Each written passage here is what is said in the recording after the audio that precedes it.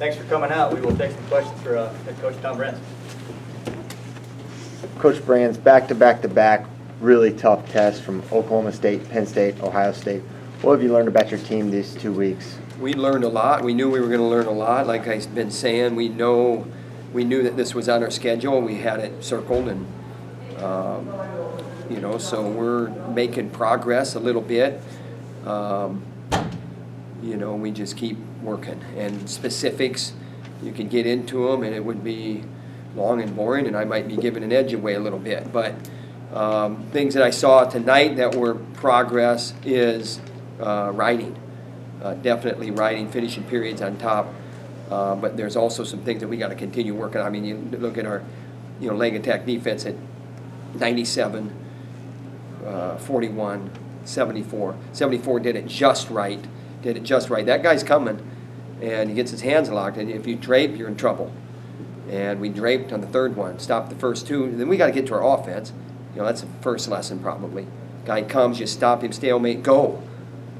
And, that's the next piece for Meyer. Sorensen seemed frustrated by the pace of the match, but what did you think of, getting the 2-0 win? And you're talking about Meyer? Sorensen. Oh, Sorensen, that guy's sticky, but it doesn't matter. That guy, he's rangy and long. It doesn't matter. There's a lot of ways to win that match, and one of them is to win 2-0, get an escape, and get riding time. And he put a ride on him, and didn't just build up riding time and then let him up. He kept him down, and that's one gutsy way to win. But we can score more points. A match like that, when you can ride like that, it's 2-0. What if you're getting takedowns and riding him? You rattle him a little bit. We're talking. I'm giving away. Like I said, you worry about locker room material, but Sorensen's very capable of scoring takedowns. You said last week it's on me. You didn't seem too happy with the performance. You seem happier tonight. It's always on me, and it's as long as we have guys that it's on them, like Sorensen.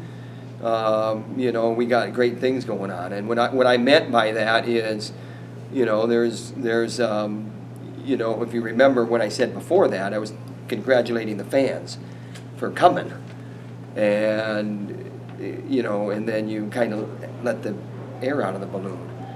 And so it's on me. We got to make sure we have a product where our fans come back. There were a lot of fans that left before heavyweight. And Stephen Holloway earned that last week. And now there's going to be a lot of talk about that match and how Stephen Holloway scored 2 fourth period takedowns. And I say fourth period because of all the video review and whatnot. So he scored 2 third period takedowns, and he didn't have to go that second one. So now those fans will buy one more ice cream cone. They'll sit there a little bit longer for Stephen Holloway, and that's how you build whatever you need for you inside of you. That hey, I can do this, and that's how you keep your fans in the stands. So when it's on me, I'm saying it's on all of us. Clark didn't wrestle. Was that you're just trying to preserve him at this point, you think? Yeah, I mean, it's a smart thing to do, right thing to do. We needed him. It's a big dual meet. Team-wise, you're down in Stillwater, and then you're back against the number 2 team, and we had 2 results that don't favor us, and so you want your best lineup, but we're just not a gambling. We're very conservative, and we're going to do the right thing. And it'll be time to gamble in the Big Tens if we need to, gamble a little bit with an injury. But Clark's not even there. It's not even close. Could have he went? Yes. Did he want to go? Yes. The call was mine. And we made the call yesterday, and it's one of those things where you need him. He needs that win because of what happened at Oklahoma State. He has a good result against Tomasello. We're back in the seat we want to be in. That's the number 1 ranking. But you just don't do things for rankings and things of that nature. You do what's best for these guys, and he could have went. Will he sit out until Big Tens, you think? No. He'll be in lineup next week. Okay. Yeah. I'll plead ignorance a little bit, but in, I think, 84 and 97, there were some calls I thought probably could have been stalling, and then in the heavyweight match, the Ohio State heavyweight gets hit with a stalling. What's kind of your thoughts without getting in trouble, I guess, about it. Yeah, and I don't really know what you're referring to specifically because they were on both sides, but, you know, I know the drop-down rule and stuff like that, it makes things difficult for fans to understand, and it probably isn't the best rule, but, you know, we gotta keep living with it. But if that's what you're referring to, the other stuff, we gotta go forward, and we gotta hit holds, and if you're doing that, you're not gonna have the referee on your case at all. Tom, what'd you like about the way Brooks performed? Here's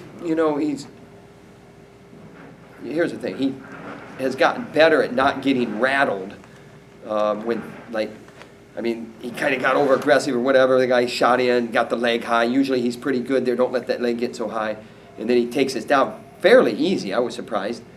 And then, you know, maybe in the past it's more where, you know, you're trying to do a lot of things, and he was very patient. And what I mean by patient is he was wrestling extremely hard, he got a stall call, and then scores and finishes and was patient on the leg. He didn't just dive for the ankle and the guy kicked out. You know, he stayed above the knee, came up, the guy was getting heavy, and came back down, secure it, come back up, patient. So what did I like? I liked his patience, and, you know, but he also had urgency, so urgent patience. What has led to that mentality change for him? He's letting his best wrestling come, and he's always been good, and that's probably one of the things that, you know, where like last year in the national tournament, so he tried to bail himself out with upper body stuff that wasn't there, throwing himself to his back, those types of things. And you're not seeing it because you know what, your skills are good enough. It doesn't matter if you're in a hole. And he proved that in the Midlands in that third place match, and I think that really opened his eyes. All right, thanks, everyone. Thanks.